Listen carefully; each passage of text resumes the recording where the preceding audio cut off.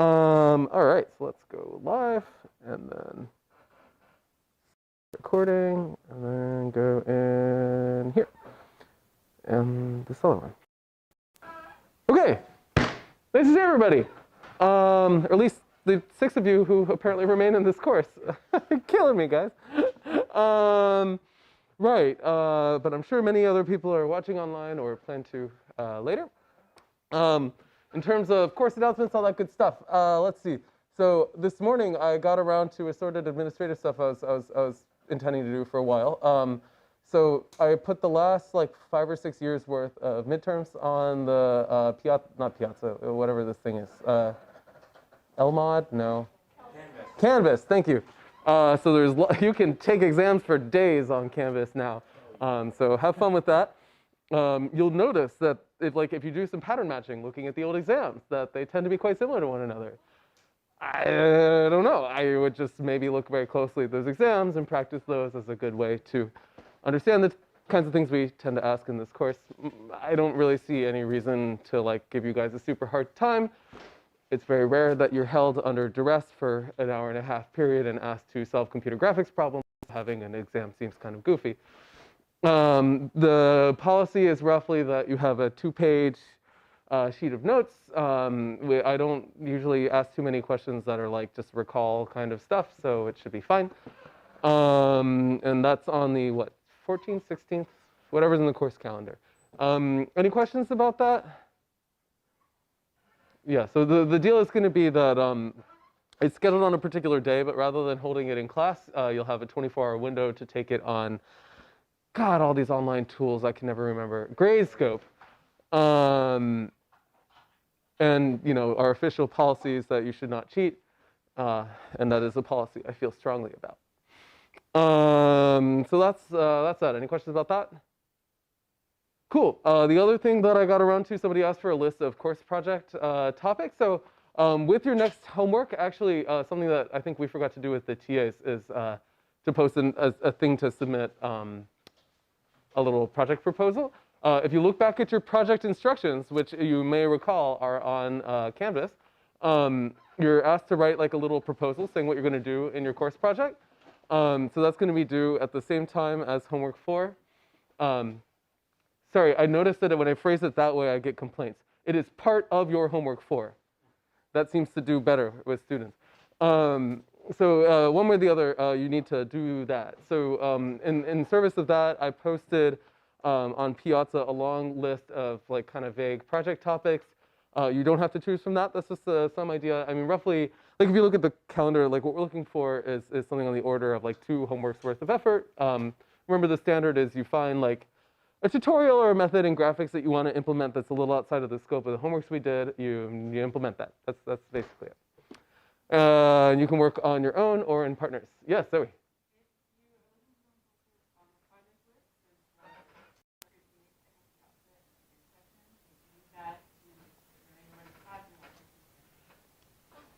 Mm-hmm.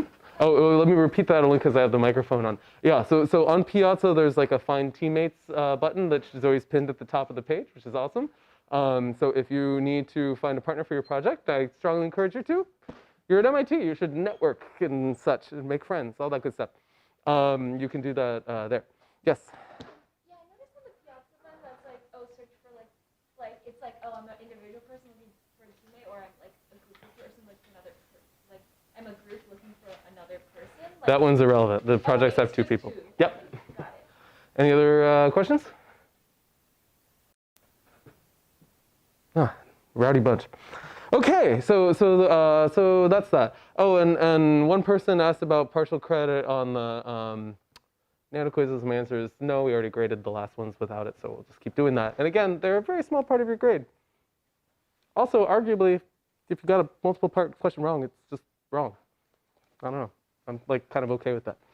All right, folks. So with that, let's get started with our discussion for today. So today, we're going to have a whirlwind introduction to anti-aliasing, everybody's favorite topic. So it's one of these subtle things in graphics that really, really matters. And if you wanted to do it properly, you need about 2 or 3 weeks worth of lecture.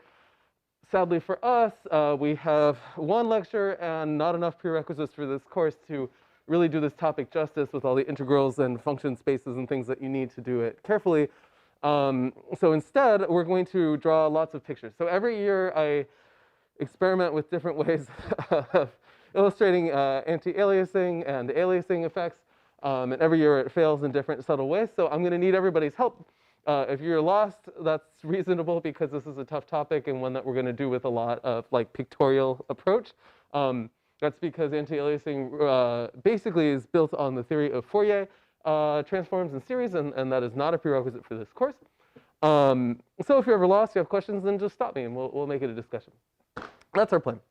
I've tried everything for this lecture. Like, well, you know, I've tried like bringing in musical instruments and microphones. I've tried like nothing works. We should just allocate more time.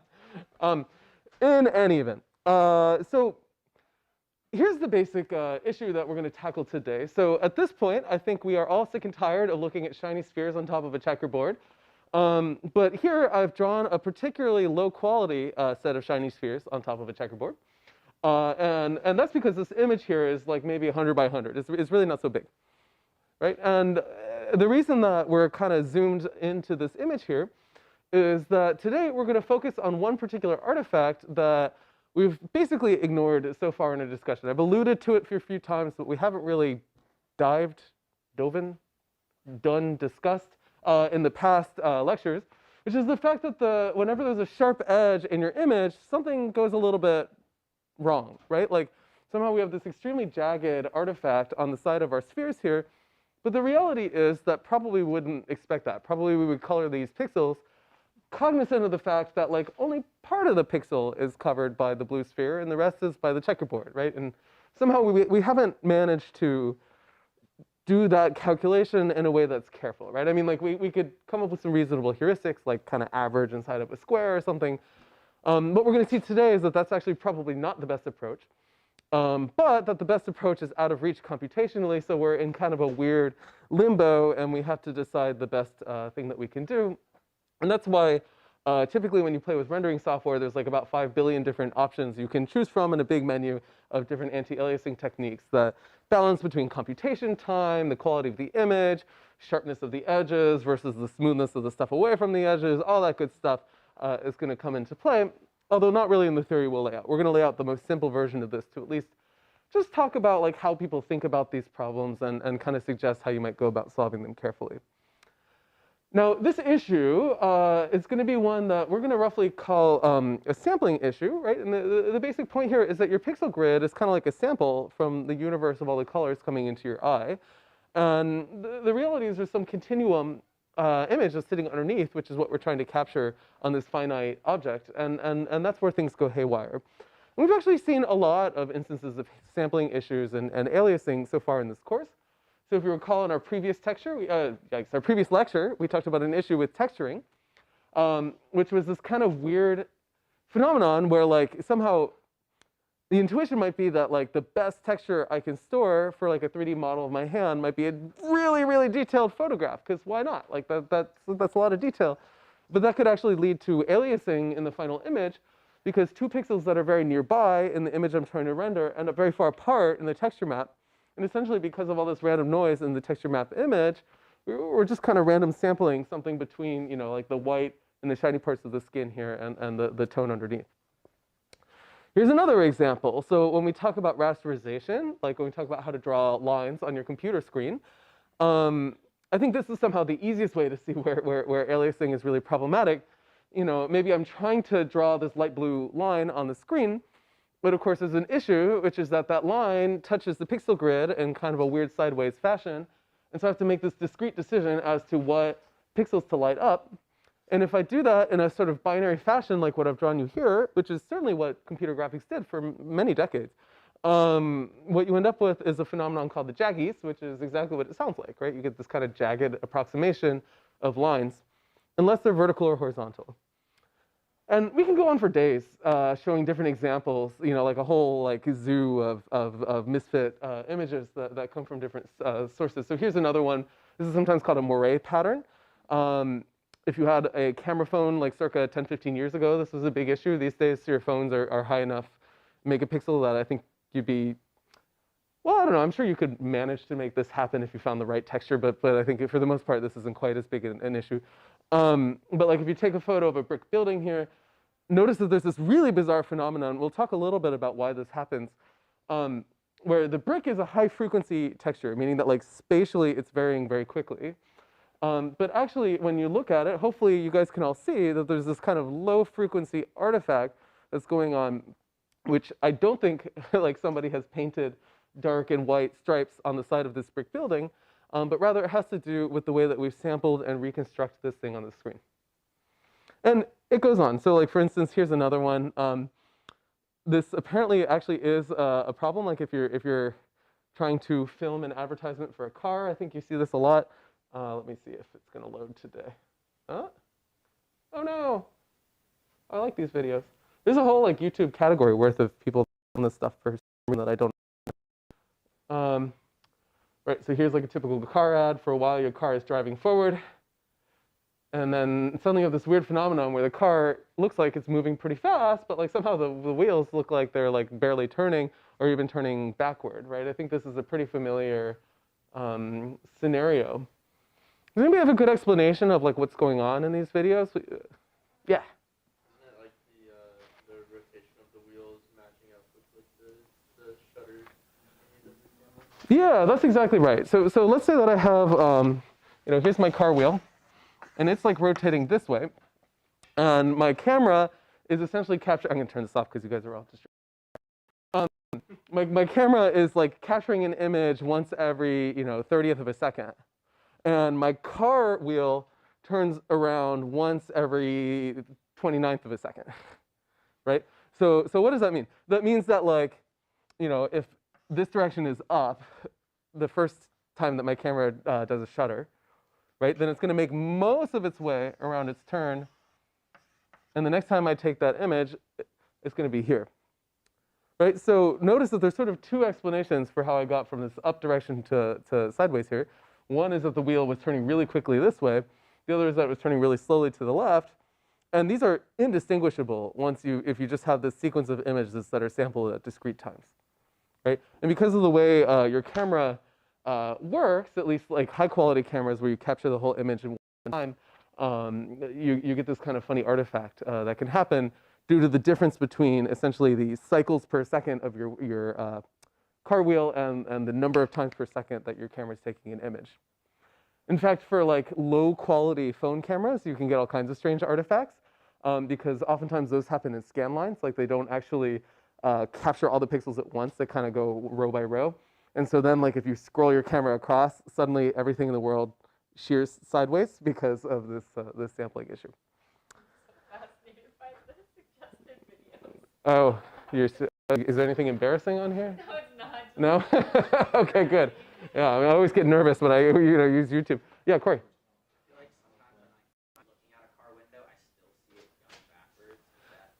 When you're looking out your car, now I'm not a, I don't think that's really how your eye works. It could be. It might be that we should send you over to MIT Medical. Yeah, maybe like at a young age, were you in a science laboratory? Like one of your eyes actually that red Terminator eye. No, I don't think that your eye is a rolling shutter. But maybe it could be the case. Like I do think that there is some response rate that like your rods and your cones have, right? And perhaps there's some sampling and reconstruction thing. There's a professor or a PI in CSAIL by the name of Ruth Rosenholtz who you should go talk to, who's an expert on all that kind of stuff. Yeah, so I don't know. I'd be surprised. My like armchair psychologist would be like, well, maybe you've watched so many TV ads for cars that like in your mind somehow that's what's getting filled in, but what do I know? Okay, so when we look back, somehow in all of these phenomena, what's broken is a very similar artifact. That like we live in a continuous world, except for Corey, and the continuous world is extremely detailed, right? I mean, there's light going every which way. We have a sensor, and moreover, we have an image production device like your screen, both of which are composed of a finite grid of stuff. Right? They're like, I can't put a color in between two pixels. I just can't. And that somehow in all of these different phenomena, and by the way, like here's inside of everybody's eye except our colleague here, you know, it's exactly the same on your actual like human hardware, right? Like you have a bunch of sensors inside of your eye that are laid out in a particular layout. And indeed, you can see some of these undersampling artifacts, maybe not the wagon wheel effect, but other ones as sort of optical illusions. And so in each of these cases, essentially it has to do with the interface between a continuous world and discrete senses and display, right? And that makes perfect sense. I mean, like, if you think about it, like for this image on the left, if I wanted to make a really coarse image of this scene, you know, like maybe I'm only willing to make a 5 by 5 grid of pixels, the real question I have to answer is like, well, what color goes in each of these squares, right? And so far our answer in 6837 has been to like take a point right at the center of each square and just say, well, the color of the pixel is the color of that square. And of course, we can see that that's like not a particularly suitable strategy. So how are we going to address this? What do you guys think? Yeah, Matt. You already mentioned, I think, the possibility to throw several rays per pixel and try to estimate the average of all the rays we throw. That's right. You know the name of that strategy? It sounds it's heroic. It's not far off. We usually call that super sampling. Right? The idea that you send many rays into your pixel and you maybe average the color out, and that's actually just about right. So that's most of the strategies, not all. We'll talk about some funny ones when we talk about rasterization. Really do have to do exactly that. And the main question we have to answer today is what averaging weights to use, right? And moreover, where to send those rays. Can anybody think of like what would be you guys' strategy? You're all engineers. Like where would you send your rays and how would you average? Yeah. No, I would like use kind of like maybe like a bell curve. Mm-hmm. Thinking about it, so at the center, is kind of intuitively the center is like where it's most important. The rest kind of starts overlapping with adjacent pixels. Yeah. And So kind of I don't know with where the pixel like where to send the rays. Maybe just like a grid or like circles emanating from the center, something like that. okay. So George has one suggestion, which is that what I have a weights per sample, which kind of decay from the center of the pixel, and that maybe I lay them out in some regular pattern. That's totally reasonable. Some questions I might ask about that strategy would be like, for example, you talked about a Gaussian, right, or a bell curve, whatever. But that's a function that has infinite extent. So where do I cut it off? Do I cut it off on this square? Or like maybe do some colors in the square actually affect the color of this pixel? I don't know. Yeah, I see. I would try because also I remember you mentioned that by computing like a color from array is very expensive, so you want to reuse the rays you have. So Mm-hmm. actually see the intersection of everything Mm-hmm. and the center maybe of everything, and then try to find the proper weight so that I can reuse for each square. I can reuse all the 4 rays that I'm given before. Yeah, so Maxime has an interesting suggestion. It's actually a tricky one in the context of ray tracing, which is that maybe I run into, I intersect my ray with an object, and really what matters is the fraction of my pixel that is covered by that object. And the question is, can I somehow estimate that fraction? And that's where things get a little bit tricky. So when we talk about rasterization, we'll actually talk about some strategies for doing exactly that. And ray tracing is a little bit trickier because the complexity of your scene can be really high per ray. Right? And moreover, because of reflection and all that other phenomena, can get a little tricky. But this is a totally reasonable intuition and strategy. And the other, I think it's worth just thinking about this stuff a bit before I just give you the answers. And by the way, there are no answers here. Like there's just a million, like this is a topic every year people come up with new models for. Yeah? Just wondering, like, why can't we just have like a bound for like using Gaussian have like that truncate bound where it's like even though the Gaussian just like cut it off that based on like how detailed you want your image to get, show you as a function that's gonna tell you like. Oh, Ari, you walked into my trap. Yeah, no, so Ari has some great. Let's untangle that sentence a little bit. So one was like, well, why not just like clip that Gaussian at the side of the pixel? Sure, I can do that. But then like let's say that I'm animating a circle moving across the screen. Well, what's going to happen? Like the second that it passes the edge of a box, suddenly the color's going to have a discrete change. Maybe that's not so good. Maybe it's okay. There are plenty of rendering models where that's fine. The other question you asked, I forgot. But no, you had a good one too. I don't remember. Too bad. Any other thoughts? These are also reasonable things. Yeah. Does it ever make sense to vary the weights? Absolutely. Yeah, like maybe I look at the geometry of the thing that I ran in. Like for instance, is it facing the camera or is it kind of pointed away? And I use that as some means of finding averaging. Yeah, global illumination strategies use that kind of thing a lot. All right, so the high level takeaway here is that there are many strategies for anti-aliasing. And I think what's missing, all of you guys have really fabulous intuition, like somehow, you know, some kind of Gaussian looking function. It's going to turn out Gaussians aren't exactly right. Everybody always guesses a bell curve. But that we're lacking kind of a unifying theory, right? Like no principled way of coming up with some method for actually choosing these pixel colors. And so that's what we're going to talk about today.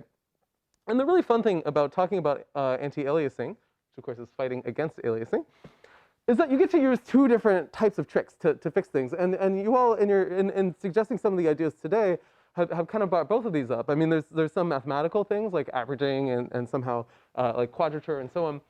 On the other hand, you might say like, well, maybe my eye is less likely to see certain artifacts than others, so I'm going to bias my rendering techniques to produce some artifacts that mathematically are still bad news, but actually perceptually are okay.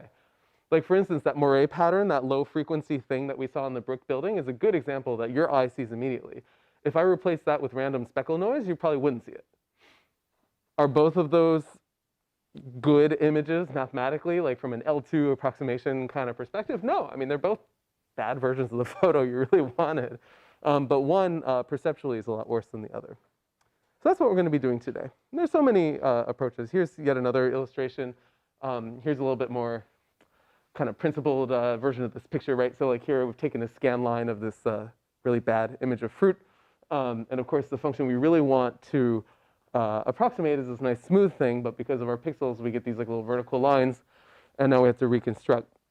And the point here is that there are really two different sources of artifacts that can happen, right? One is the fact that I'd like to approximate this complicated function, but by virtue of sending out rays, the only data I got back is this.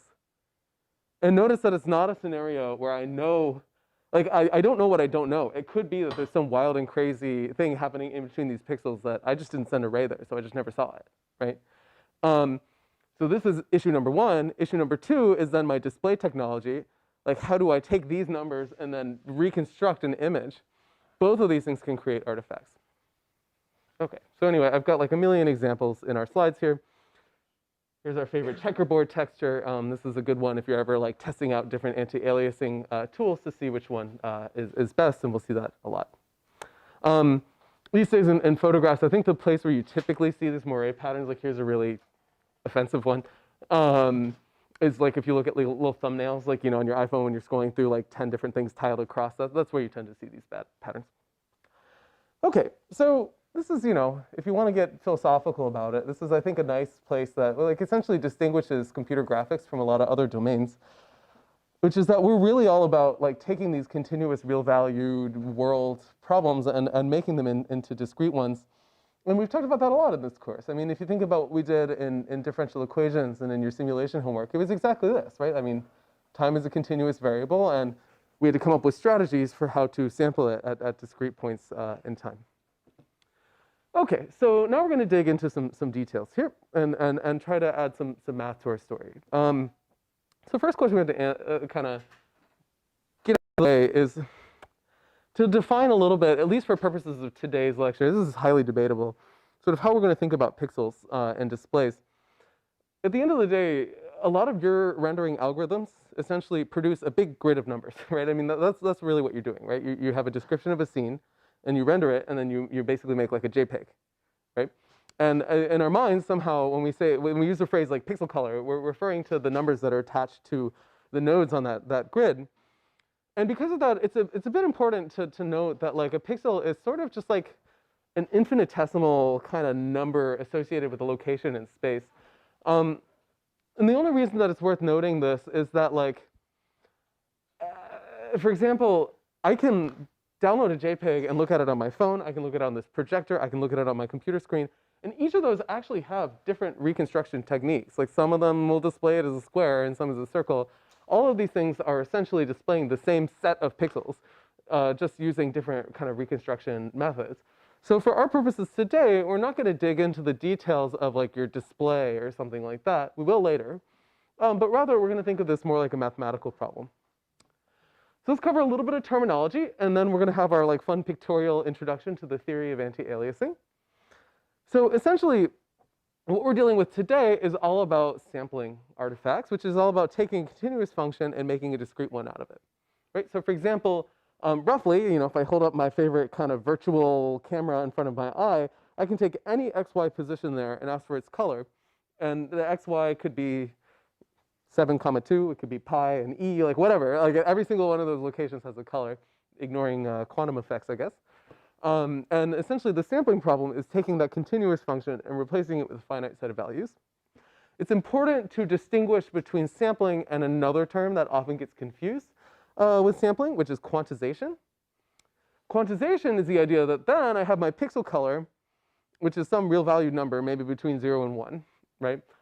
And there are a lot of, I don't know if you know this, there are a lot of values, like there are a lot of numbers between 0 and 1, like infinitely many. And your computer only has so many bytes or bits or whatever. So there's a second source of error called quantization, which is just basically rounding, right? So today's lecture is going to be concerned with sampling, right? Like this sort of spatial artifact, and not the fact that after I get that value, I still have to round it. Like we're not going to talk about double precision floating point. That's obviously important in graphics, and many people do worry about that. But it's a different source of artifacts, and not the one we're worried about for now. Okay, so like here's another illustration of what that looks like. So if like I have some continuous function, kind of think of sampling as like approximating the x-axis and quantization as like cutting up the y-axis. All right, any questions so far? Neat. Okay, so essentially when we talk about the theory of anti-aliasing, we can view it as kind of telling a story. And I remember when I saw this analogous lecture when I was an undergrad, it was wildly confusing about the first 75 times I saw it. And it shows up, by the way, in all kinds of different scenarios. It shows up in graphics. If you take a signal processing course, you'll see it there, but their signals are just usually 1D. But it's essentially the same story everywhere. And it goes a little something like this. So I've got some continuous function. In our case, it would be like visible light on a, in a square. And there's sort of two things that have to happen, right? In order to produce an image, the first thing I have to do is take that continuous function, and I can view my ray tracer as this basically abstract machine that can take any position inside of that square and give me back the color associated at that point. My ray tracer doesn't tell me which points to ask for their color at. I think that parsed. But rather, all the ray tracer can do is say like, oh, I give the ray tracer x comma y, it gives me back a color. Right, so I have to make the decision when I have sampled enough to get a suitable image out. So that's part one of my story, and that can happen two different ways, right? It could happen with like a digital camera, that would be like the real world version, or a ray tracer. And what I get is a finite set of numbers. So the first design decision that I get to make is what points to ask for their color, right? That's the first decision I get to make, or maybe how I average them together. So the next thing I have to do, right? These two words always come together, right? There's sampling and reconstruction. Later on, I have a display, and I have to actually reconstruct it, right? So I have this color associated to these like infinitesimal locations on my computer screen.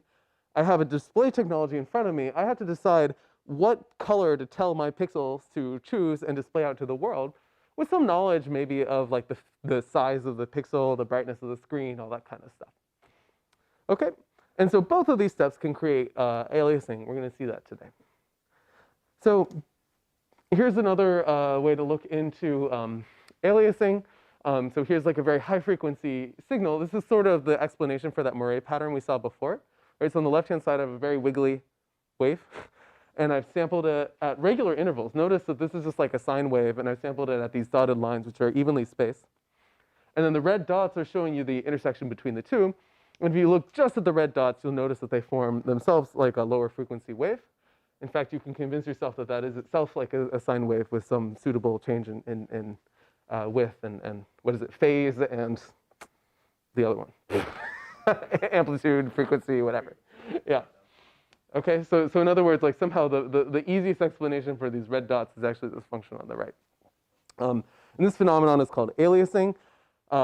This is a good time to talk about aliasing because, of course, aliasing is really about ghosts. You know, like essentially you're seeing the ghost of a low frequency thing inside of your high frequency signal, right? So if you think of your ray tracer as the thing that gets to choose the locations of the dotted lines, notice that your ray tracer's job is kind of hosed from the start, because your ray tracer doesn't get to know that there's like crazy stuff happening in between these samples. Right? The only thing the ray tracer gets to do is say, you know, it's like playing Guess Who, right? It just says like, you know, at this location, what color is this pixel? Or what color is the world, really?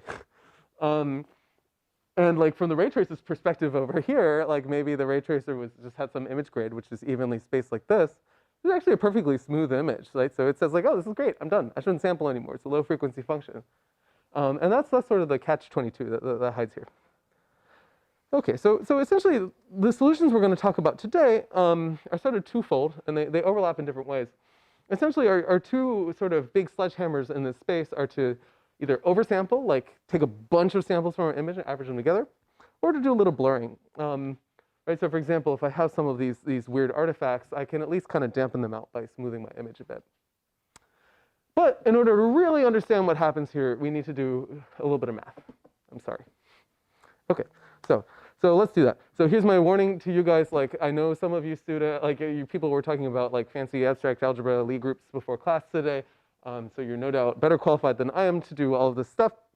We're going to do a very pictorial version of the theory of anti-aliasing, and it's going to be just enough for you to crack open a rendering book if you're so inclined and read about this some more. Crack. Yeah, that's a great verb we use for like reading a book. Also for, never mind. Okay, so, right, so here's our, we're going to move to one-dimensional signals rather than images. This particular transition actually isn't a big deal. Like the 1D versus 2D theories is basically the same. But your instructor's bad at drawing pictures, so we're gonna stay in 1D. In particular, we're gonna talk about what happens if we try to render this one-dimensional green function that I've plotted for you, right? So here, the horizontal axis is x, the vertical one is y. Okay, so this is what we're going to do. So let's try and kind of model our ray tracer in this context here. And what does that mean? So the first thing that we have to do is sample our function. Mathematically, what do you think sampling kind of corresponds to? Anybody have an idea? Like how would you model that? I don't think there's anything too crazy here. Like I've got a function f of x. Yes, in the back. Zoom University. Yeah. Yeah, that's right. So I could take an evenly spaced set of x values and basically just remember f of x at those points. And then the key part is forgetting everything else, right? I get to my ray tracer gets to choose a set of x's. They might as well be evenly spaced in some sense. Come back to that later. And then I evaluate f of x, and that is my model for rendering. And that's absolutely right. Yeah. Mathematics has a fancy way of describing that. I heard it mumbled over here somewhere, which doesn't surprise me. Which is that I could take my function and basically I could take the green guy and kind of multiply it by a function, which is like 0 in between my evenly spaced locations, which is exactly the same as sampling it. If you're a math student, you'll get hot and bothered by this picture I've drawn for you because, of course, it makes no sense to have a function which is almost everywhere 0. The reality is that you need little delta functions at these locations. And so when you multiply them together, right, so you're kind of like taking f of x and multiplying it by a function which looks something like this, you know, which is just little vertical lines at evenly spaced locations. And you can think of this like delta x here as like the width of a pixel. Everybody with me so far? Okay. So here's the annoying thing about rendering. We've drawn this picture, but really from the computer's perspective, that's the data we have. Right? We don't know anything about the green function. We asked for these values, this is what we got. Okay, so that was sort of the first stage of our sort of, you know, sad story here. The second half is that we have to reconstruct, right? We have to talk about our display. And so what do? Well, the input to our reconstruction is this. It's not the green thing, right? That's all we get. So what happens when we reconstruct? We probably get something like this purple function, right? Like some reasonable interpolant. And here's where things go wrong. Is that the green guy and the purple guy are not the same. You can notice that we're slowly warming into the mathematical picture, very slowly. There are a few things to notice about this picture, which of course was drawn intentionally by your instructor here. Notice that the green function and the purple function are actually like kind of reasonable approximations of each other for the most part. But there's one place where it goes wrong. Where is that? That's right, where it changes really quickly. That's exactly the right thing to say. Essentially, in this little green bump here on the bottom, notice that the sort of size of the wiggle down there was smaller than the spacing between the red samples, right? And that's exactly where things go wrong, right? Like when there's interesting content in my image, which is squeezed between two pixel samples. Cool? And so essentially, the theory of anti-aliasing is really all about, like, how do I choose my number of samples here to avoid this artifact? And the only way I'm going to be able to do that is by having some a priori estimate of, like, how much high-frequency content do I think there's going to be in the image, which, of course, is kind of a catch-22. OK. Here's a more obvious example, of course, if I increase the complexity of my function and decrease the number of samples I take, then my reconstruction will be really bad. And that's really what's going on here. Or here's the worst possible one, which is this sort of idealized aliasing artifact, where here the function I wanted was the red one. I sampled it at the blue points, and I got this other construction, which fits my data perfectly, is very smooth, but not what I wanted. Any questions so far? Cool.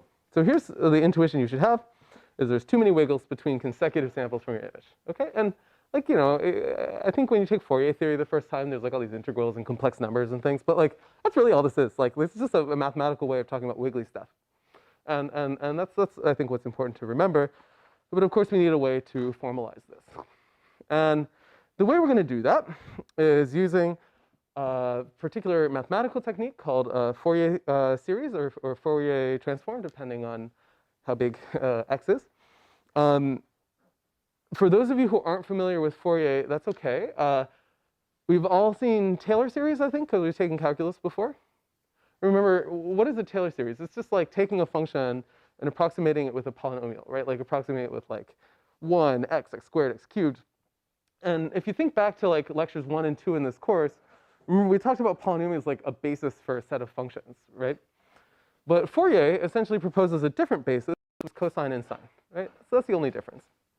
And so essentially, the theorem by Joseph Fourier, one of very few mathematicians to have an interesting life, is that essentially you can take most functions. Of course, this phrase is extremely suspect. And you can write them as sort of linear combination of sines and cosines that are shifted and scaled, right? And that's basically the Fourier series, Fourier transform in a nutshell. Anybody know the story of Fourier? I mean, he's a really interesting guy, right? Like he like marched in Egypt or something. What was that? When he went on Napoleon's expedition to Egypt, he also discovered like the greenhouse effect thing. I didn't know the greenhouse effect, but I did know that he was hanging out with Napoleon apparently.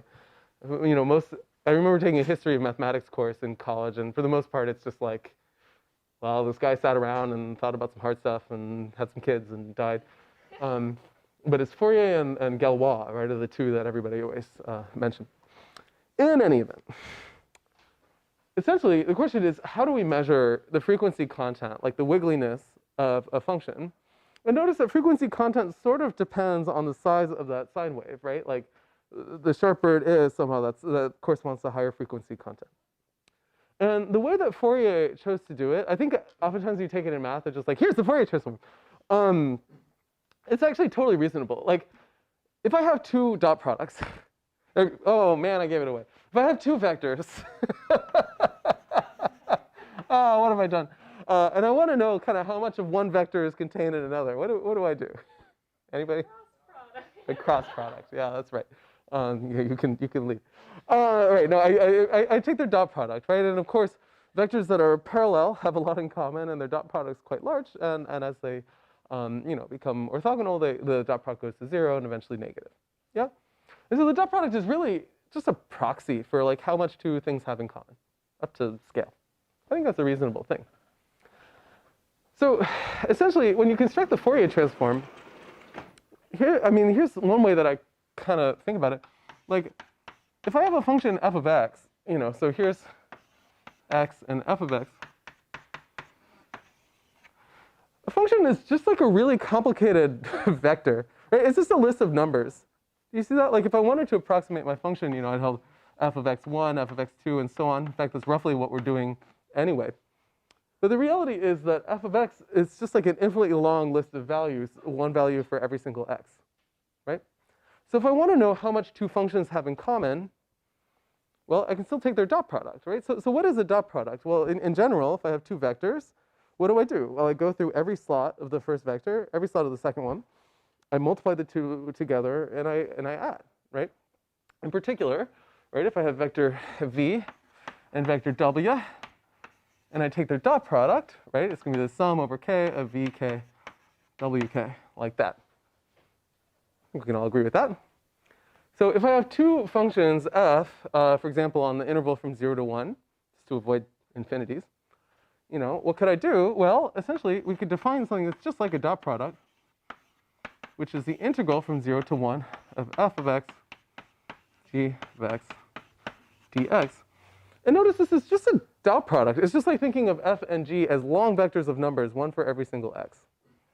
Right? So if we're like willing to suspend disbelief a little bit and take some sort of a limit, like for instance, I think we've done that, right? Like the Riemann sum is basically exactly this. Then what we're going to get is a dot product that works for functions. So this explains how we go about defining the Fourier series. I mean, Fourier was a smart guy and all, but really it's quite brain dead, right? Like if I want to know how much cosine is inside of f, what do? I take their dot product. That's it, right? So in general, that's exactly the way that we can think of the Fourier transform. So in general, think of the function sine of xi x. So x here is going to be the horizontal axis and xi is a constant. So what happens if xi gets really big? Maxime is like either making a rude gesture at me or answering the question. I can't quite tell. The frequency gets really high, right? So in general, you know, sine of xi x is some, I always forget, sine goes that way, you know, and essentially the spacing, you know, between the peak and the trough, for example, gets smaller as xi gets bigger. Okay, so in general, I could do a funny thing. All of my Fourier is going to be like up to a constant. I'm not going to worry about like constant factors.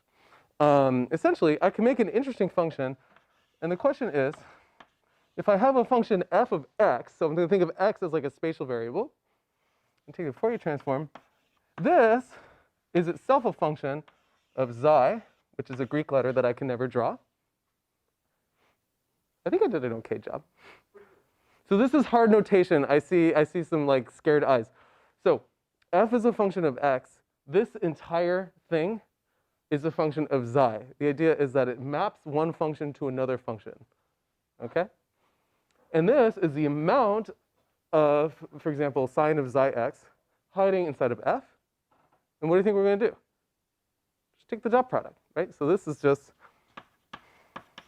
the integral. I'm going to leave out the limits because I'll get it wrong.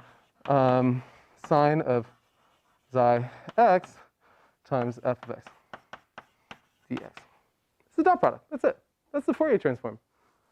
So here's the kind of funny thing. There's two variables. There's like a xi and an x here, right? So the x is the thing, the input to f.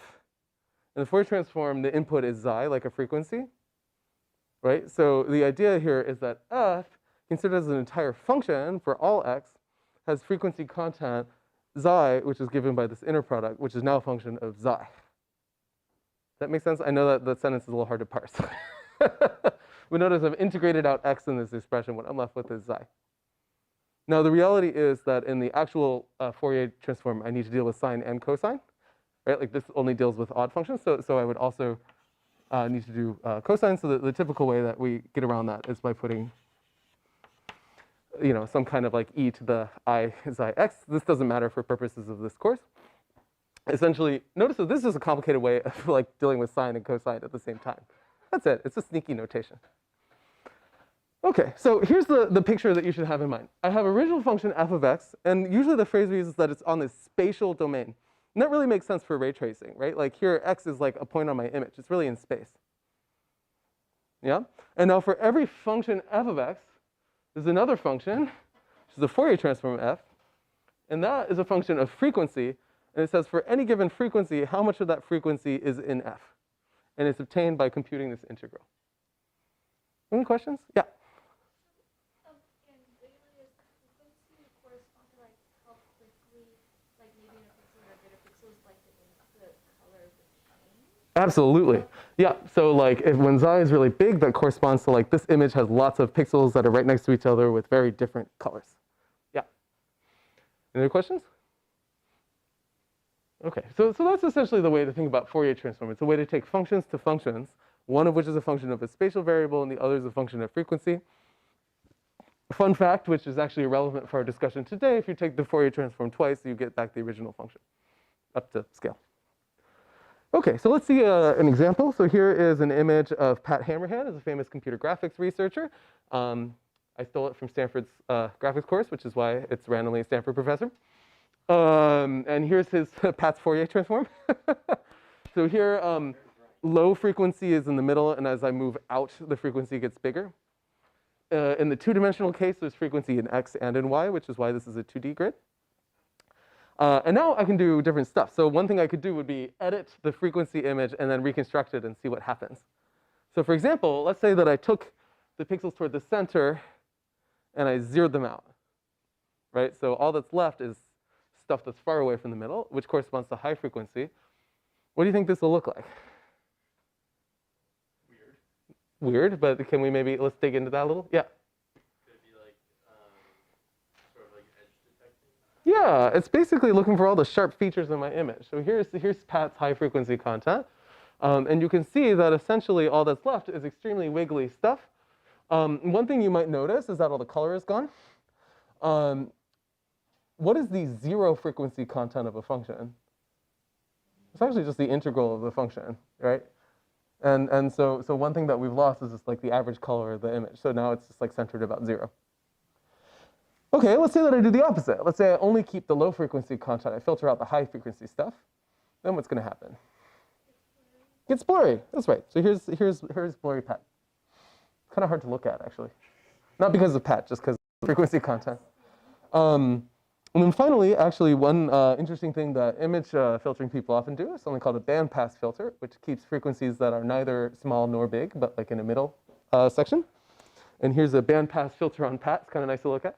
And notice that like the average color is gone. It's now centered about 0. And what you're seeing is like, well, the frequency content here it somehow has some spatial scale, right? Like it's like on the order of an inch on this screen here. And that's because that corresponds roughly to the size of the sine or cosine that's being filtered here. Okay, this is all just to give some intuition for what the Fourier transform is doing. So the idea is that for every function on the left, there's some other function on the right, which is frequency content. His teeth are green. Yeah, that's a little known fact about Pat Hammerhand. Yes, Maria. Can you explain like why in the original image when you just blacked out the middle, it was black? Mm-hmm. And now in this one, there is some color, even though you did like remove the average color? That's an interesting observation. So Maria's pointed out that if you look at this image where I've only kept the high frequency content, and I compare that to this bandpass filter, it does look like there's some color here. My best guess, actually, I know, I can tell you what's going on. In general, so actually your eye, it turns out physiologically is structured for exactly this phenomenon that you've noticed. Many of the variations that we see at very high frequencies in images tend to just be in brightness. They don't tend to be in color. So oftentimes, like, if you look at the color content of an image and you filtered out the brightness, it would actually be relatively low frequency. And so I think that's what you're seeing here, that like the kind of middle band here still contains some interesting change in color, and then the high frequency information is mostly just brightness, like shadows and stuff. It's a great observation. Actually, image filtering people use this to their advantage sometimes because like there's some algorithms that are expensive to run on an image grid. So one thing you might do is convert it to black and white, filter the black and white, and then just put the color back. and oftentimes you won't notice that somebody did that. It's a great way to shave off a factor of 3 from your SIGGRAPH paper. Not that I've ever done such a thing. Okay, so let's get back to our mathematical story. As usual, I get all excited about this topic and I run late. All right, so here's our function f, right? Now, if I want to evaluate its Fourier transform, then I want to know like how much of some frequency xi is inside of f. So again, I like, oops, here I put a 2 pi. Again, I'm going to get all my constants wrong. But I have this sine wave here. Basically, I just multiply the two, take the dot product, and integrate. And that really explains the formula that I think many of you have probably seen before. It just looks more complicated, right? So here's the actual Fourier transform on the slide. By the way, different textbooks disagree on the constant factor in front of the Fourier transform. There's nothing fancy about complex numbers here. Really, if you just remember that e to the ix is the same as what? Cosine of x plus I sine of x, then really all it's doing is just taking the dot product with cosine and sine at the same time and storing them in two kind of components of a vector. I don't think you need to like worry about like complex analysis or anything here. Like that's really not the issue.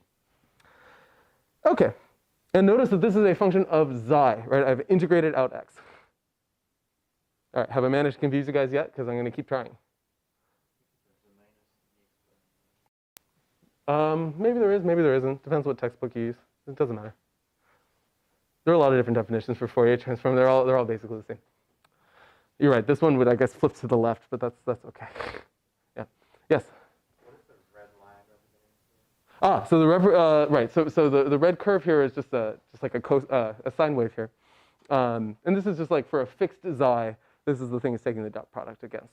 So this would be the real component of this. Yeah. Any other questions? Excellent. All right, guys, keep holding on. Okay, so finally we have all the machinery we need to talk about sampling and reconstruction.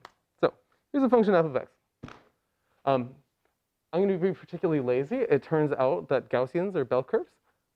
Their Fourier transform is itself a Gaussian or bell curve, and so that's why I'm able to draw this picture here. So we're gonna have this schematic where the top of the screen is going to be in the spatial domain, like this is my rendering, and the bottom is going to be the frequency content. Okay, so remember what we do. We sample and we reconstruct. Anybody know what happens to Fourier transform when we sample? Yeah, Maxime does. I think he just remembers from his signal processing class. But can you explain why? You can prove it. That's the proofs are overrated. Yeah, so what happens if I sample my function is a really annoying phenomenon, which is that I take my original function, or my original Fourier transform on the bottom in purple, and then I repeat it a bunch of times, and then they all get summed together. Okay? Now, one thing I could do is make my samples more dense. What do you think is going to happen here? We'll do it kind of experimentally, and then we'll try to explain what's going on. So if I densely sample on the top, what's going to happen to the repeated guys? Think about the limit where I sample like everywhere. Well, then you don't get repeats at all. So, yeah, you're making the right gesture. So the denser you sample, the farther. That's exactly right. If I sample more densely, the repeated stuff gets farther apart. Maria's furrowing her eyebrows, and she should, because it's like mysterious why this should happen, right? Like, and you could have easily done this experimentally, right? Like you could have just sampled a function, looked at it, and saw, and indeed, I think that's what's going on. So here's a sort of suggestive picture of what's going on. Let's say that I have a really boring function, which is 0 at 2 different points. I was lazy, so they happen to be 0 at 0 and 2 pi. I'm bad at trigonometry, so this helped me a little bit.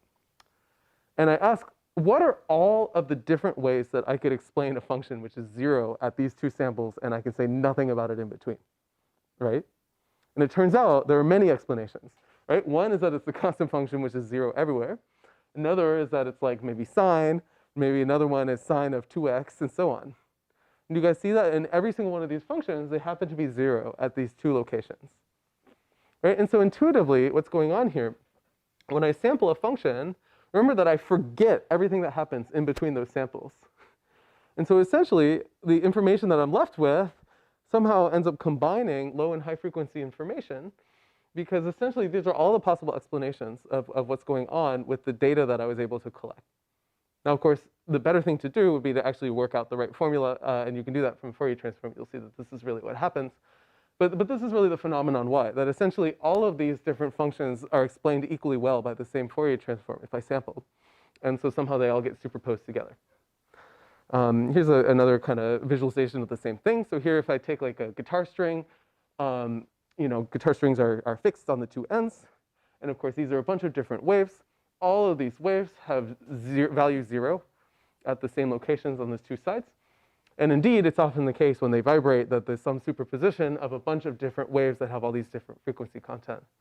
Notice that your guitar string can't have a frequency content that's in between these two, right? Because that would imply that like the curve didn't end at that location where it was pinned, right?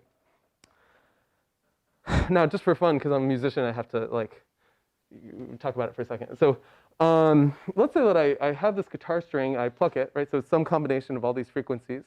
Now I very carefully put my finger right here on the string. Anybody know what happens? Some of you who play instruments probably do. Yeah. That's like the harmonic. It's a harmonic, yeah, that's the musical term for it. What's going on in this picture? I guess it'll like stop all of the other frequencies that aren't zeroed out at that position. That's right. So if the string is vibrating and I put my finger right there, can this frequency happen anymore? No, right? Because my finger is getting in the way of this motion, right? Now remember that the more vibrations there are here, the more waves there are, right? The higher the pitch. So what does the instrument sound like if I do that? Makes a high-pitched sound, right? Because I've filtered out of the low-frequency content. It's exactly like those pictures of Pat Hanrahan. And indeed, musicians actually use that to their advantage. So here's notation musically, just in case you're curious of what this looks like. So here, it's great. I love this because it's Fourier Transform in musical notation, which is kind of fun to look at. So here, what it's telling you is you put your finger down at this note, all the way down. So this is like clipping the string to make that fundamental tone. And then it's saying take your other string and gently place it, or your other finger and gently place it on the string at this other location. And that location is chosen very carefully to align with one of the nodes of vibration. Yeah? Wait, so I play woodwinds, I don't know. Is that how vibrato works? No, vibrato is just wiggling your finger around and changing the pitch. Yeah. On wood instruments, it does something confusing I never understood. Right, so in essence, what's going on here, these notes are like relatively low for a violin, but they sound really, really high. So just for fun, you can listen to what this sounds like. Weirdly, I happen to be in a symphony that's playing this piece this weekend. Right, so let's see. Oh no, I messed with the, right. So these are way higher notes than what's actually notated, right? And what's going on is the violinist is really carefully filtering out the low pitches and just leaving the high stuff behind. This is very difficult to play, incidentally. The other thing is that this is really unstable. Whoops. Ah, stop. Okay. Yeah. Sir Sates is a good piece. Yeah, essentially what happens if you get that finger just a little bit off, right, of course, is it just sounds like a fart because now you're just, you filtered out everything.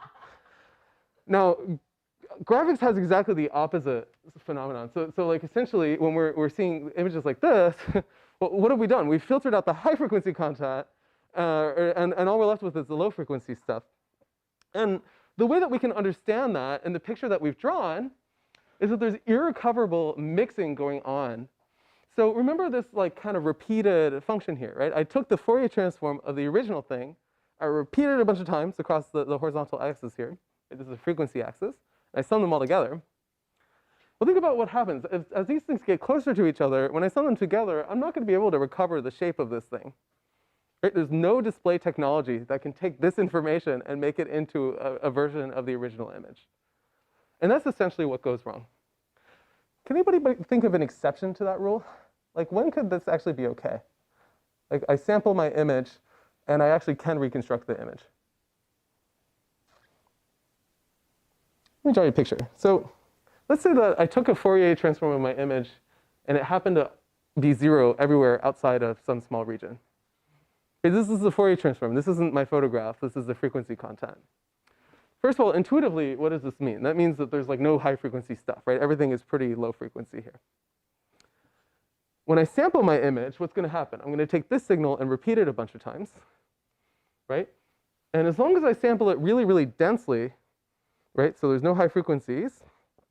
Oh, by the way, sorry, the width of this thing is called the bandwidth. This is probably a term you've heard before. Well, now, what happens? Well, it repeats a bunch of times, but my original function is still here. There's no overlap between all the repeats, right? So actually, if you told me the frequency at which you sampled your function, right? So in other words, I know where the thing repeats.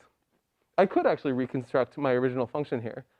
How would I do it? I would zero out everything else, just keep this thing, take the Fourier transform back, and I'm good. So there's a question which is like somehow this feels like a way out, right? Like we know how to do essentially we can perfectly reconstruct an image so long as we sample it densely and so long as it's band limited. In other words, there is no high frequency content. What's the problem with that? How many images out there have no high frequency content? Literally none. Right? So this story is a little bit limited, right? What it's saying is that so long as you reconstruct the world's most boring function, you can do it very accurately. But it's still worth digging into a little bit, because the question is like, suppose I had a low frequency image and more or less I knew this width, which is not all that unreasonable. I mean, if you look at a scene in front of you, you know kind of spatially like where the interesting stuff is happening, at least approximately. There is still a question, which is how you would reconstruct that image. We've done sampling, we haven't done reconstruction. Yeah? Just like do like a pass through with like a low pass filter and then add like the high frequency back in. You know, you don't. Your high frequencies all got mixed together if you have frequency content. You just cannot recover it. So if I have a band limited signal, by the way, then essentially I can sample at a particular rate where the repeats don't overlap, and that rate is called the Nyquist rate. I believe it's twice the maximum frequency in your signal. And now this is the one case where I can actually reconstruct. And here's how I do it.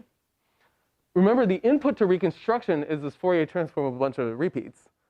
But I can just zero out everything except the central repeat. And I can do that by multiplying by a function which is 1 inside of the Nyquist rate and 0 everywhere else.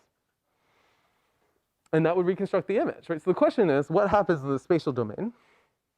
This is the one part of Fourier stuff where we are going to have to shove a little bit of math under the rug, which is that multiplying in the Fourier domain corresponds to convolution in the spatial domain.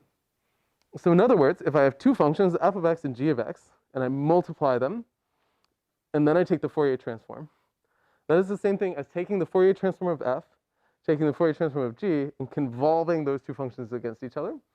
If you haven't heard the phrase convolution before, that's okay. Essentially, convolution refers to taking one function, dragging it across the other, and integrating them against each other. Okay, so in general, let's see if I can get the convolution formula right. Every year I think this is the year when I'll write down notes rather than doing it off the top of my head, and then or another. Right, so in general, if I have f convolved with g at a point x, I'm going to get this wrong. It's the integral, let's see, of g of y minus x f of x. Nope, the other way around? X minus y. No, I don't think that's right. I think that's right. One of them gets flipped when you convolve. This is the difference between convolution and like autocorrelation. This is what you get. So this is the picture on the screen of convolution. Essentially, you're like taking the Fourier transform of g, kind of dragging it against f and integrating on those different locations. Okay, so even if I lost you there a tiny, tiny bit, a high-level point is that multiplying in frequency domain is convolution in the spatial domain, and vice versa. So then the question is, what is the Fourier transform of this box function, right? Because in the spatial domain, that's how I should reconstruct, right? I should convolve my samples against whatever the Fourier transform is of the box. Anybody happen to know? Trivia question? Yes, Maxime is clearly taking a Fourier class. I think, and I'm not even sure in English what's the word, but it's like minus cardinal or x over x. Yeah, it's called sinc in English. That's right. So it's a function like this. I always get this. No, this is correct. Yeah. So this is actually I think cosine of x over x. But in any event, it's a function which, you know, is particularly tall at x equals 0. Still has some frequency content, but because it's divided by x, the frequency content it kind of gets dampened out the farther I go out. Okay? So here is our perfect story in an ideal universe with a band-limited signal. I have the world's most boring function in the spatial domain, like this green guy here, and it's band-limited. By the way, you know, the Heisenberg uncertainty principle says this can never happen for a real image. But I sample my function, and that makes this thing repeat. Now to reconstruct it, I take the repeated guy, which is really the input to reconstruction. I multiply it against a box, that corresponds to convolving the impulse train at the top against the sinc, and what I get back is the original function. And the magic here is I made no approximation whatsoever. Yeah? So, if we think all the way back to George's comment before, like, should I use a Gaussian to sample, to weight my samples during ray tracing? The answer is no. If I know the frequency content of my image perfectly, I should weight it using the sinc function, because that'll make a perfect reconstruction. The only problem is, of course, I don't actually know the frequency content, right? Like real life images don't have a Nyquist rate. All I can do is kind of guess a reasonable sampling rate that probably captures most of the content, right? So if we go back to reality, practical signals can't have a finite bandwidth. This really is a Heisenberg uncertainty principle. It's not usually stated that way. In fact, there are a lot of issues here. Another one is that we can't integrate against this stuff exactly because we're doing everything numerically. And sinc has negative numbers in it. Now, we know when we reconstruct our photograph that we have positive amounts of light, but we could easily make numerical mistakes or approximations. And getting negative pixel values is a pretty common thing to do. So if we return to the idea we had at the beginning of lecture, indeed, what most people do is use some positive approximation of our reconstruction filter. There are also other issues, right? So essentially what this theory predicts is that if I want to have a perfect anti-aliasing tool, I should be actually sampling spatial locations that are infinitely far away with tiny amounts of weight that look like, sine of x or cosine of x over x. And of course, that would make for a very expensive rendering algorithm. The good news is, of course, that this function decays relatively quickly. And so in practice, we don't really have to do that. And then there's one additional reality issue, which is that if I have a sharp edge in my image, essentially all this theory goes out the window. I mean, this is really for like differentiable smooth stuff. And an edge has a jump, and that will create like this crazy frequency content that's hard to capture. So anyway, the first thing we did was derive the classical theory. The next thing we did is tell you all the reasons why it's a little bit useless. So the high-level point here is what? That essentially, if I know the Nyquist rate of my image, so in other words, I know like roughly the spacing between interesting features of the image I'm trying to render, then the perfect filter that I should use is the sinc function. And that's the thing that I should integrate against to reconstruct the image perfectly. But that there's still some challenges with that. Yeah. And by the way, sinc still works in 2D. You just end up with like the sign of the distance rather than x. Okay, so that's the end of our kind of vague math discussion. Any questions about this high-level picture? It's a lot, but if you kind of scroll through, the basic point is that we needed to formalize the notion of sampling, and we needed to formalize the notion of reconstruction, and that both of those things correspond to pretty nice operations in the Fourier domain. Yes? Is there any way I can more intuitively understand the negative slopes in the sinc function? Like, Is there a way to intuitively understand? take the negative weights? Yeah, the box function, right? Like this thing we're using to reconstruct in the Fourier domain. Right, like box function is very complicated, very simple, but it has a discontinuity. It drops very sharply. So I think like roughly what's going on. Remember, the Fourier transform is just like integrating against sine as the width gets bigger and bigger and bigger, smaller and smaller and smaller. And if there's like more negative wiggles in your sine than positive ones in the size of that box, then you get a negative value, right? So mathematically, that's why. I'd have to think if there's some like hand wavy reason why you'd expect negative frequency content. Like a negative value in Fourier transform doesn't really mean something special. Like a big absolute value or negative value is roughly the same intuitively as positive. Yeah. Any other things I can wave under the rug for you guys? There's many. Okay.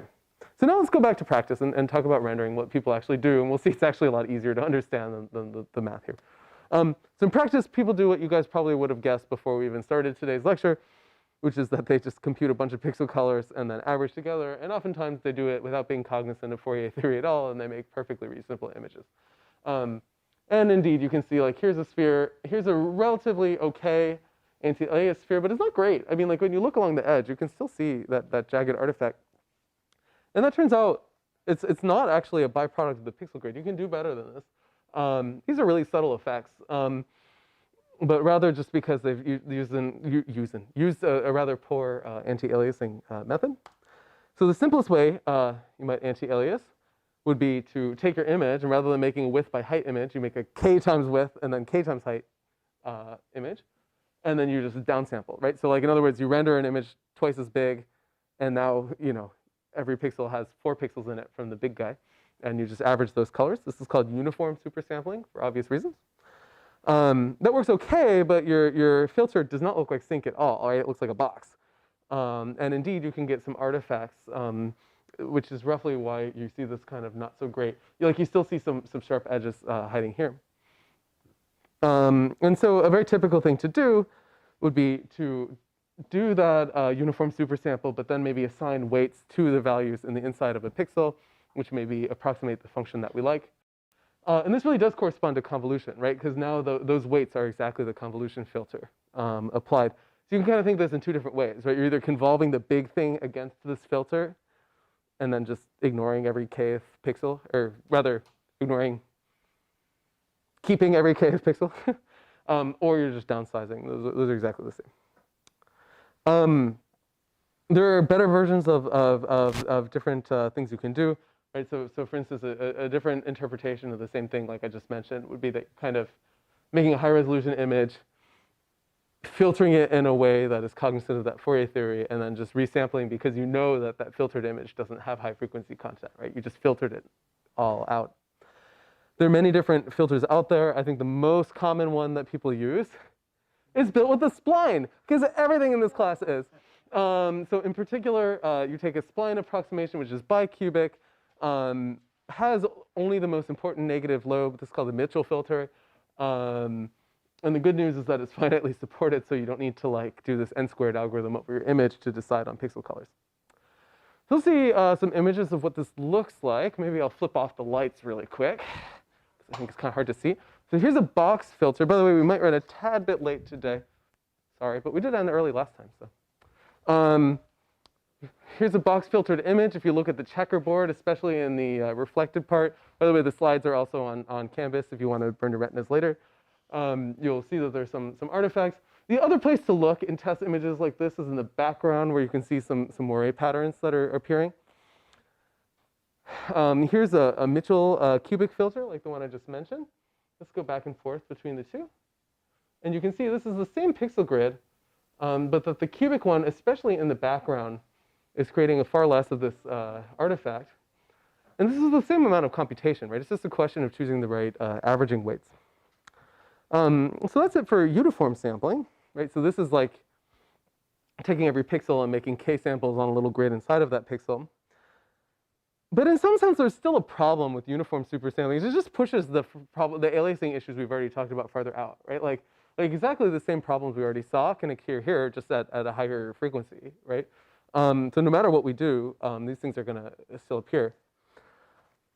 The reality is that your eye is far less sensitive to noise than it is to structured patterns, right? So we can do some things that improve the look of the image even though the frequency content is still bad, right? And so one technique that people use a lot is something called jittering, where essentially you would do that super sampled grid, but rather than going right down the center of every pixel, you randomly jitter its position just a little bit. Now the reality is the average spacing of these samples is the same as before, right? So I haven't made a better filter. All I've done is replaced Moire patterns with speckles. Here's what this can look like. So here's with 1 and 2 samples per pixel. These are purposefully really low quality images so that you can see. Indeed, with just 2 samples per pixel, you actually get a kind of reasonable looking image. In the background, I mean, remember that it's just mixing green and red here. So really, you're just seeing green and red colors in some random pattern. But your eye is actually able to filter that in a pretty reasonable way. Now, the reality, and something we'll return to more in future lectures, when we do our super sampling, we have to be quite careful, especially with texturing. Because if you think about aliasing and sampling artifacts, they get worse when you're looking at surfaces that are really skewed to the camera, right? Because now 2 nearby pixels will end up very far apart on the texture image, right? And so because of that, we often have to filter out our texture maps in assorted ways. And essentially, this is really important because rarely does your kind of screen space density match the density of the pixel grid. And so because of that, we have to use assorted filters. For example, if we have a texture map, we need to make it bigger. We probably want to choose a careful filter to magnify. That's the easier one, like bilinear interpolation is okay. And certainly, it's not the only one. There's some argument to be had to use larger neighborhoods even when you're magnifying. But minification is really the problem. right? So here's a texture map, and you can see in the background here, it becomes undersampled. The texture map is uniformly sampled. The issue is the interaction between the pixel grid and the texture map and the pixel grid and the image you're trying to render, right? So as foreshortening starts happening, the thing gets smaller and smaller, all of a sudden these sampling issues we've been talking about start to come up. And so people in graphics worry about this a lot, right? Because this is not something that can be handled by just throwing more rays into a single pixel, right? Because essentially what it's saying is the farther away your texture is, the more rays you would need, but you don't have a good way of detecting that. And so typically what people do, this is called minification, right? Because you have a texture and you're making it smaller.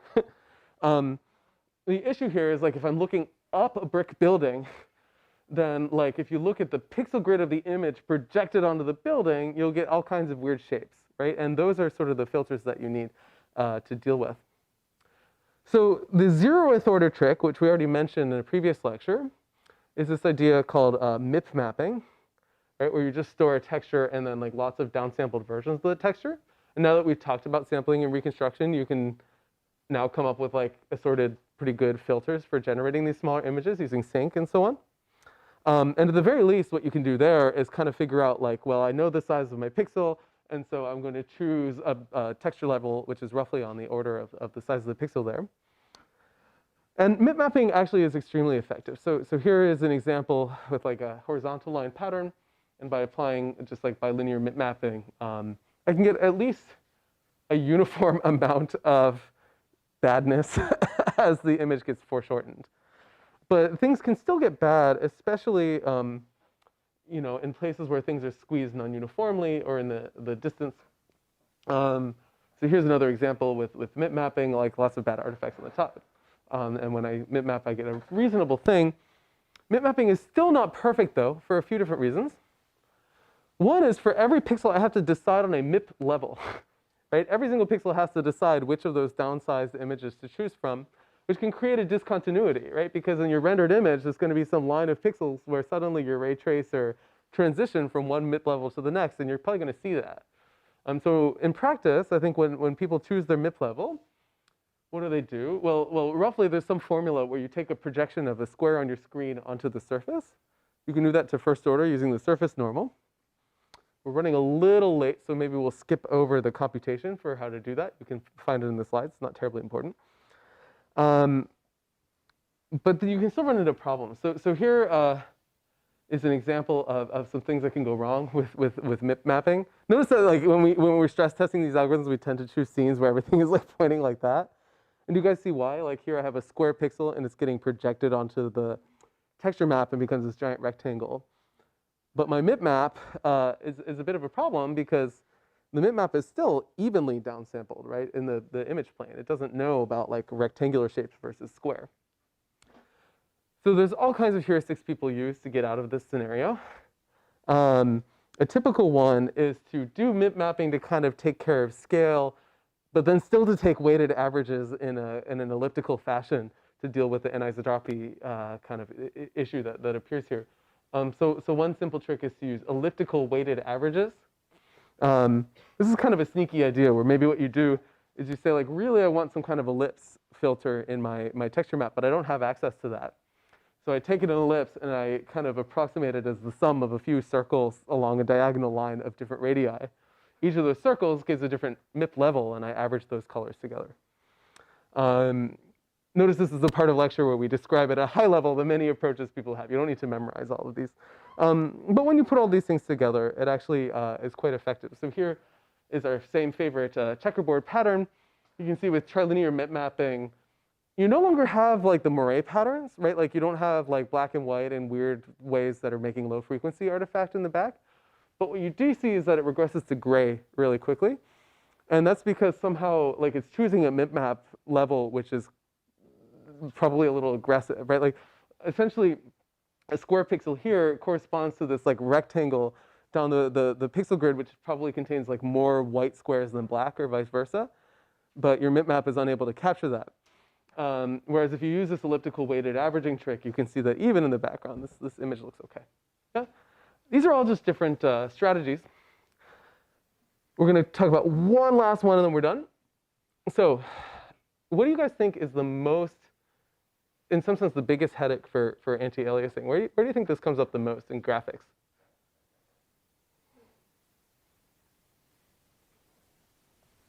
Any ideas? What's our guess? Maria, what do you think? Where would anti-aliasing be really important? When drawing lines, and where do lines show up on your screen all the time?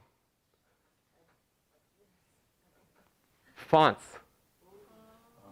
Fonts are the worst because fonts are really small. They take up a really small part of your screen relative to the total number of pixels. You're staring at them all day.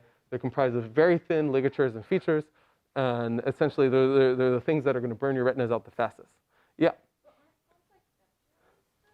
Yeah, but fonts are vector, but you still have a square grid of pixels on your screen, right? I mean, you still have to render these things.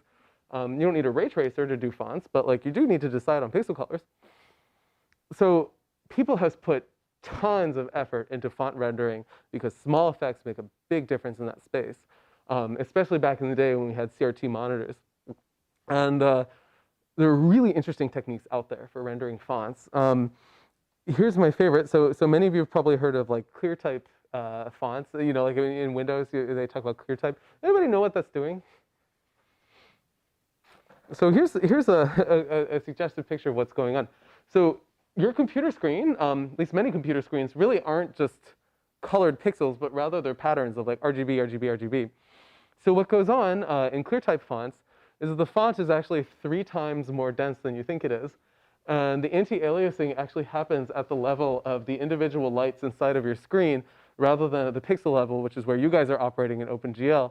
So they control the different subpixels differently, which is able to essentially have anti-aliasing for brightness, like we talked about before, at a much higher rate than anti-aliasing for color. And that actually makes a huge difference perceptually. So if you like play with old computers before they had this like clever realization, they would do anti-aliasing at the level of pixels, so you get images like number 3 here. And it turns out that just by this one clever trick of varying brightness along the pixel grid, you can do much better. And this is known as a clear type font. Clear type fonts are really clever. Can you think of any problem with like building this in your operating system? Depends on the display. That's right. So like, you know, maybe I invent a display which like changes the order of R, G, and B. If I weren't careful about that, then suddenly my fonts would look awful. So in order to implement something like this, it's actually usually like you need to know all about your hardware and be really confident in the layout of your subpixels in order to do it. All right, folks, so that concludes our discussion today. Sorry to run a little bit late. Essentially, we talked about sampling and reconstruction. If we have a perfect world with a low frequency signal, we can do everything without any mistakes so long as we convolve against sinc. Sadly, we can't, so we have all these different tricks to address it. So next time, we'll continue our discussion of rendering. I forget what topic that will be, but I'm sure it'll be exciting. Don't forget to start your homeworks, and we'll see you later.